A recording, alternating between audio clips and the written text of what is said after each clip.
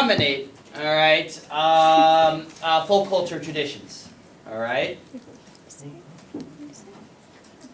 Is it still recording? Can you repeat it? Oh, yeah. Pop culture is easily spread. Yeah, pop culture is easier to spread, and it tends to dominate folk culture because of this globalization and technology that it's able to use to spread. All right. The other reason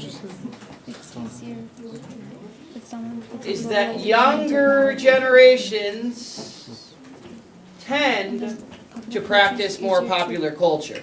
And so they lose that connection to folk culture, right? So it has to do a lot with youth and younger generations as well.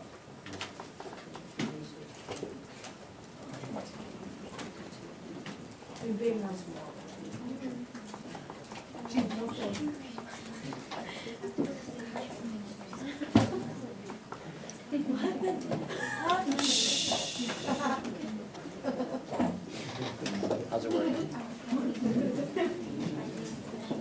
Okay. Why is pop culture oftentimes considered a threat to the environment? Well, two reasons. Bad. Alright. What's that? Uniform. Yeah, that's not specific to the environment. Alrighty. It tends to cause pollution. Alrighty. Tends to pollute the environment, right? With things like smog, right? Global warming. Like global warming, right? Because we use a lot of natural resources like oil. Alright, so pollution. And then the second, if you remember, is it leads to a lot of mass consumption, right? And a lot of waste, if you remember, right? Remember I showed you the image of all of the electronic devices that were piled up there that had been discarded, right? So pollution, and yes, it leads to a lot of waste, alrighty, and overconsumption, alright?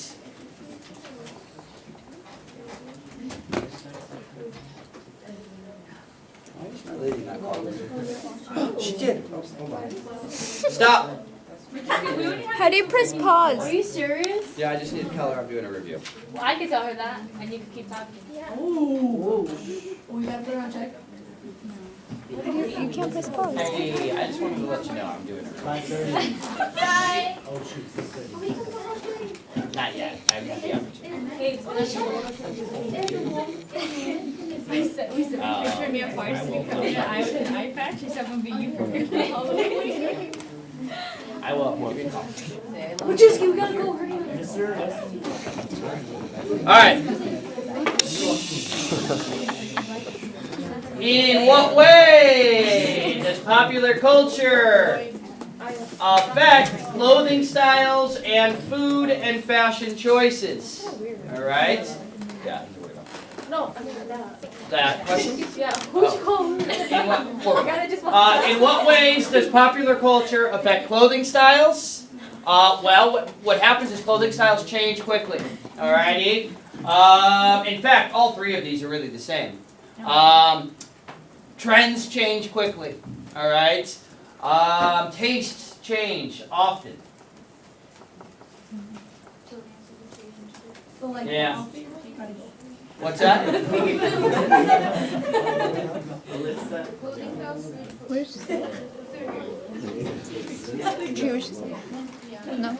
There's a lot of conformity, where people conform to what they're seeing in the media or that they're exposed to on the online or on television. All right. So there's a lot of conformity, a lot of sheep following the same trends. The box. Oh, like cookie cutter society. Yeah. Put that cookie cutter society. People let that down. Thank you. The little box. We didn't make the The little box. That's society. Anyways, yeah, it is a cookie cutter society. You're absolutely right, Vanessa. All right. Hey, remember, this is being recorded. You need to be quiet, otherwise you're not going to be able to hear. All right. And again, food and fashion and clothing styles, they're dynamic. And they're usually, again, centered around urban areas, hierarchical groups, and then spread down to the rest of society. They're imitated, they're replicated, they're duplicated, all right? Oftentimes for cheaper. What's that? That's really all I have to say about that.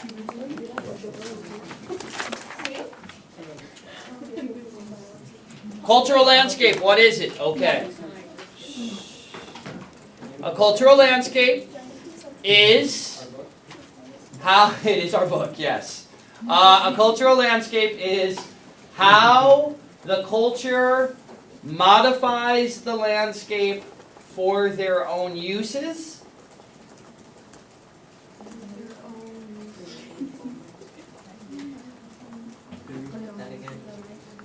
A cultural landscape is how a culture modifies or changes their landscape for their own uses. And it works in reverse as well. All right? So it's how the physical environment shapes or affects the behavior of the culture as well. So it's a two-way street. All right? It's how people change their environment, and it's how the environment shapes them as a culture as well. All right? What does that mean? Yeah. So an agricultural society, all right, is going to probably be more spread out, right? Because they need more space for fields, right? And so they're going to have a unique, if you looked overhead at them from like a plane, you'd immediately be able to recognize that as a farming community, right? Because they've modified their landscape in order to suit their purposes and their activities, right? Or golf courses is a good example, yes, all right? And in the same sense, if you look at the buildings in that area, like the barns and things like that, they would be made probably out of wood because that would be the primary resource with which to build in that area as well. So it's a combination of how they change the environment for their purposes, and it's a combination of how the environment itself in which they live affects their behavior as well, okay? So it's a two-way street, all right? And again, you're right, Pyro. Golf course is really a great example of a cultural landscape as well. Yeah? Would the reverse be like rice fields? It would, absolutely. Rice fields is a great example. Alrighty? We're modifying the environment. Remember, we're flattening the land, we're terracing it, right? In order to grow rice, because rice is a wet crop that needs a lot of water, so it's going to be grown in areas that have a lot of flooding. So if there's a lot of rice, they eat that as a Yep, absolutely. And you can grow a lot of rice in a relatively small area, which is going to feed places that have large populations. All right. What is a sense of place? Hey, a sense of place is an attachment or a connection we have with the place that we live. All right? So a sense of place, hey, is our connection or our attachment to our home, right? Or to our place that we live in. All right? Generally speaking, the more unique the place that you live, the more of a sense of place that you have with it. All right? A lot of times, folks that live in rural folk culture, right, small towns, they have a much closer connection to their town, right, than people who live in a large urban area where neighborhoods are probably much more similar to one another. All right? So sense of place, really your connection to your home. All right? Questions? All right, let's keep moving here. In what ways does popular culture tend to alter the landscape and sense of place? Well, popular culture, right, leads to uniform landscapes, right?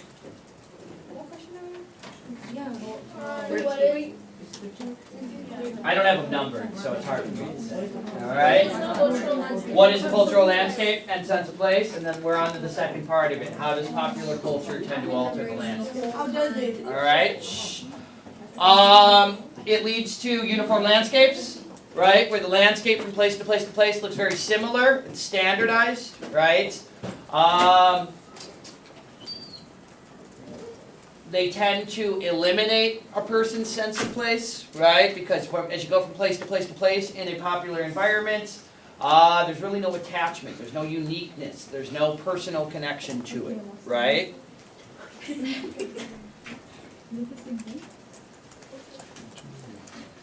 And of course,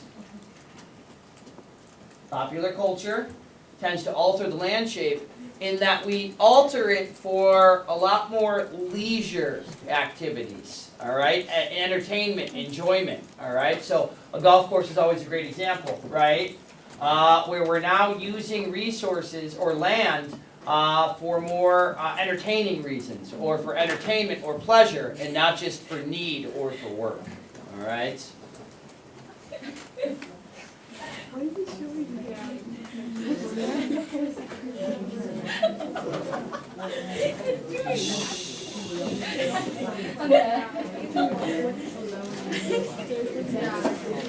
Okay, let's keep going. What is placelessness? Placelessness, again, is the opposite of a sense of place. Placelessness is where you have no connection to the place where you are or where you live. All right? There's no cultural connection to it. All right? So it's the opposite of a sense of place, where you have no cultural connection to the area that you are located. All right? How does popular culture lead to it? Well, I'll give you first off a second to get caught up.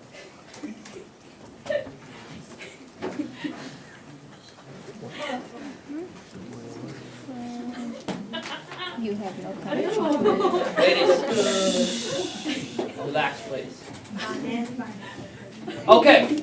How does popular culture lead to placelessness? Again, uniform landscapes.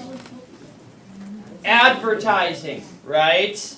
Where the advertisers want the same sign, the same messages everywhere that a person goes, so that they immediately recognize that product. And that takes away the uniqueness, all right, of a place. Just do it, right? The golden arches of McDonald's, right? When we see certain signs, right, or certain companies' brands, we know immediately what they are from far away, like fast food restaurants, like gas stations, all right? Things that are run by corporations who immediately want us to associate products with their sign, with their marketing, all right? So, placelessness developed by uniform landscapes and by corporations interested in selling products to the rest of us. Okay?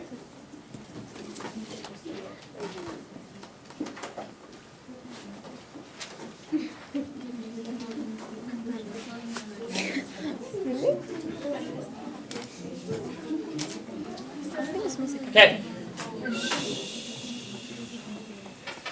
Cultural relativism and cultural imperialism. Ooh, two good terms that we did not cover in class. All right. So everybody good to go here? Yeah. All right. Guys, these are kind of opposite terms. All right. Cultural relativism is the idea that you need to try to understand a culture, a different culture than your own, by kind of trying to understand it from their perspective. All right, so basically what we're saying here is, try to understand a culture by being, like living in their shoes, all right, before you judge them too harshly. All right, and I'll give you an example here in a moment. So again, it's best to understand a culture by trying to understand it from the perspective of those who practice that belief. All right? So, hey, if we hear something like, oh, that native society in the Amazon is a bunch of cannibals, right? We're like, oh, my gosh, they eat people, right? What a cultural relativist would say is, hey, try to understand what has happened to cause them to engage in that behavior. Okay, well, the heart is a symbol of life in their society. So, in order to take a bite out of the heart, it's like you're consuming the soul of whatever it is that you just killed, all right, or whoever you just took out, all right? Their essence becomes part of you, all right? Yes? So, like, if you're a tourist, if you're a tourist, what they would say here is, hey, try to, before you're like, oh, the food is disgusting here, they eat bugs, alrighty, or, oh my god, it smells here, or anything like that, try to understand what it has happened uniquely in that society that might lead them to eat those products, right? Or what might lead to those unique smells as you go around that town or that community. All right? Hey, it's basically like try to understand these people, all right? And not just judge them from your own perspectives. Yes, try to relate to them, right? That's exactly it. All righty, there you go. I wish I should have just said that to begin with. All right? Now, cultural imperialism is kind of a different sort of idea. All right? Cultural imperialism is when you kind of promote or encourage your culture to dominate in a new place. All right? You don't really have any regard for that full culture. And so you're really actively trying to promote your cultural beliefs in another place. All right? Yes? Would that be like when Jehovah's Witnesses like walk around the neighborhood? That might be one. I don't know. That's an interesting question. Normally I would say that's probably not a great example. What I would say a good example is, hey, is maybe where we have a let's say an African rural society that is wearing traditional clothing, and a company like Nike, all right, sends products over to that area to try to encourage those folks to switch over to popular clothing, and maybe they donate some of those products to start. In the hopes that after these kids get a little of these gear and they associate with the outside world a little more, they'll then want to buy those products from that point forward. So, okay, like for example, like would that be like in like Scientology? You know how they have like different like celebrities and they kind of put that out there? Yes. Is that like That's a better example. All right, I like that Scientology a little bit better there. Yes. It's basically when the dominant culture is trying to, encourage that dominance. What's that? When they try to spread. When they try to spread without any regard for the full culture, right? Without any concern or care for preserving that full culture, really for their own benefit. American coming to the U.S.? Yes. Not America coming to the rest of, America Hey, coming to what? the rest of the world a lot of times considers the United States to be culturally imperialist. All right? Shh. Hey, a lot of folks consider us to be culturally imperialist, that we push our beliefs and our behaviors on the rest of the world. Hey, you need to become a democracy, all right? You need to become like our government, right? Because democracy is the best government, right? It represents the people. And if you're not a democracy, we immediately judge that society or that country, right? Oh, you guys don't respect freedom. You don't respect women, all righty? Hey, here's a great example. Here's a wonderful example, all right? Recently, France has banned head covering for Muslim women, right? And they banned, for instance, what's known as Muslim bathing suits for women, which are more of a full cover bathing suit. They banned them outright, even for women that are already there. And they're trying to force these Muslim women who have migrated to the country from other areas to behave more like French women in terms of what they wear and their dress. Alrighty? What's that? Like nude. They wear like traditional bikinis and bathing suits and things like that. Yeah. In some places, if they even wear that, right? Because you're right, they do have a reputation and a tradition Go for nude. topless more And they're than trying to right? judge Yeah. Hierarchy. I would say, to be honest with you, that's a great question. I would say that's probably more hierarchical again. Alrighty, that's probably more hierarchical. Ghosted? differences. What? It says. How are they different? Is that what you mean? Again, cultural relativism is really based on the idea of trying to understand other cultures better. Cultural imperialism is my culture is dominant and better. Alright? And so I'm going to try to push that on others that I think are inferior to me. Alright? So one is about acceptance. The other one's a little bit more about like superiority, right? Yeah. On others. I want to feel like Nazi Germany. Yeah. Oh, absolutely. Oh, yeah. Nazi Germany, maybe to the Jews, right? Or to other groups as well. What did you say the other one was about? Acceptance, and the other is The other one's really about superiority. Okay. All right. We're superior. Nationalism. Nationalism is a great example. Wait, is that it? You're saying part culture. Yeah, but I mean, you can force your culture on somebody without it being national, right? Well, I think all of them. All right, let's keep going. What are some examples of American folk culture today? Hey, the one American folk culture that you need to know is the Amish. All right, you need to know Amish culture. Who are they? What? A-M-I-S-H. All right. You need to know the Amish. They are. Remember that that society that generally frowns upon most technology. Now, I read something recently that talked about how they use some technology, right? They'll use generators, for instance, to power some of their equipment. But what they do is when a new technological device comes out, they ask themselves, is this taking away from our personal relationships with our family and our community? And if it is, it's banned. So television banned, all right? Internet banned.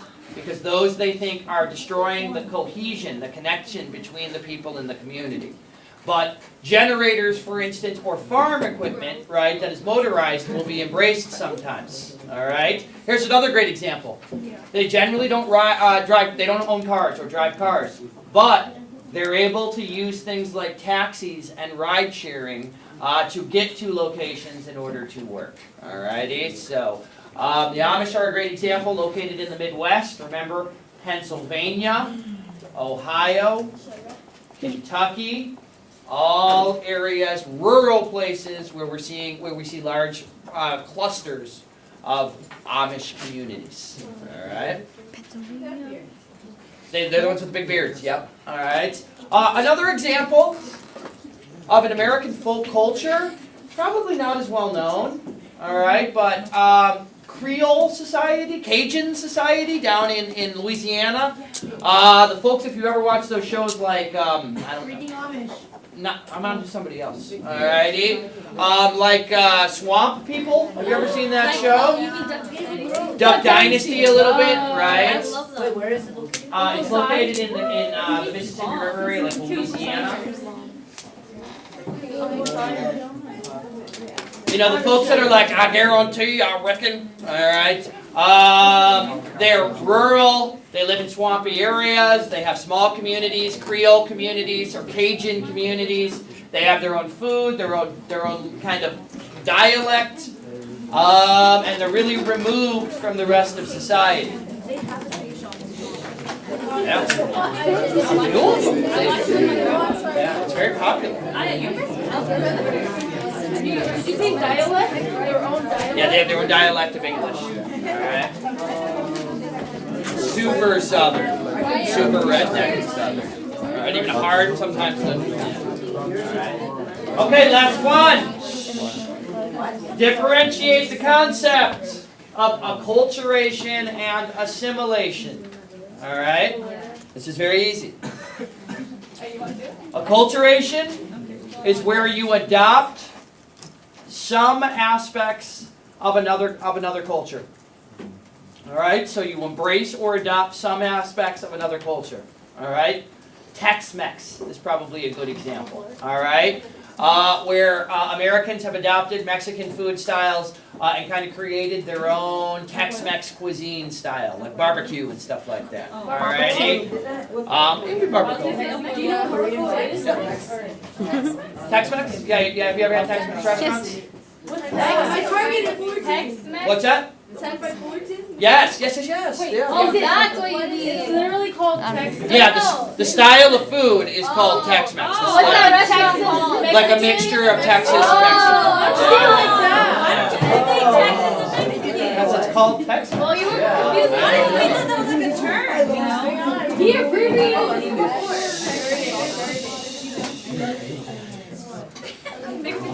Assimilation is where you completely adopt the cultural behavior of another culture. So you give up all of your traditions, cultural traditions, and you just adopt the new dominant culture. Assimilation? Yeah, that's assimilation.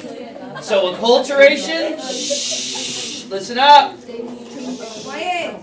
Acculturation is where you maintain your culture, but you adopt some from a new culture as well. All right. Assimilation is where you reject your culture entirely and you completely adopt the behavior of the new one. Wait, can you say that again? No, I've said it twice. All righty. So.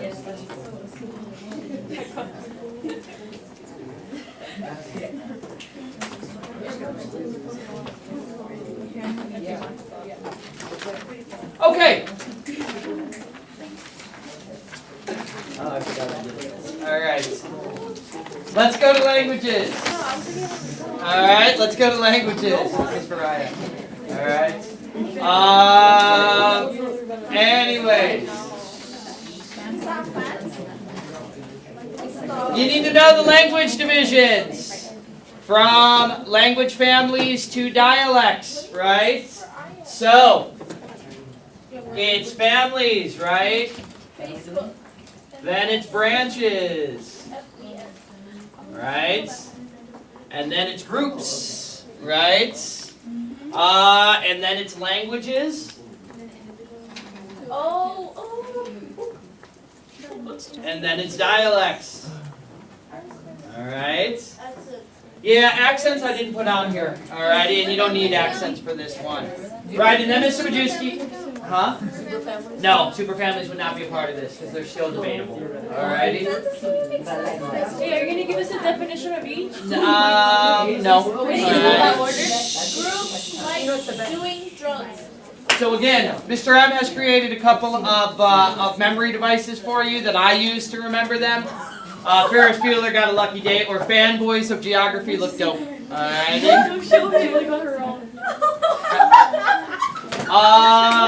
Definitions of each. I'm going to go ahead and skip the definitions because you have them. Yeah. Alright. You need to know, hey, remember one thing. Families would be the oldest, right? And they would be the largest. They would include the most languages in them. And then with each successive unit, right, there's less languages involved in each, right, until you get down to one language and then dialects from one language. All right? Yeah, in terms of the number of languages in each group. Yeah.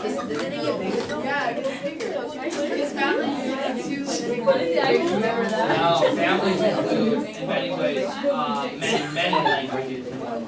That's what I'm talking about. I'm talking about the number of languages. Alright? I'm so tired. Yes, it is. Alright, it's one of the families of, it's one of the branches of Indo-European. And Balto-Slavic. Yeah. And then there's a couple of smaller ones. Yeah. Yes. Hey, listen up. Shh. Are we getting to know specific families and branches and groups? Yeah. Yeah. Now, when I say that, you need to know the Indo-European and you need to know Sino-Tibetan families. You need to know, and you need to know the branches from Indo-European in detail. All right. So you are going to need to know the families of the world. All right, the big ones. But when it comes to branches, you really just need to focus on Indo-European. All right.